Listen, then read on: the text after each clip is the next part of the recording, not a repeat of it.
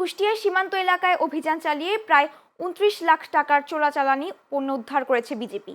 মঙ্গলবার দুপুরে এক প্রেস বিজ্ঞপ্তিতে এ তথ্য নিশ্চিত করেন ব্যাটালিয়নের অধিনায়ক লেফটেন্যান্ট কর্নেল রাশেদ কামাল রনি।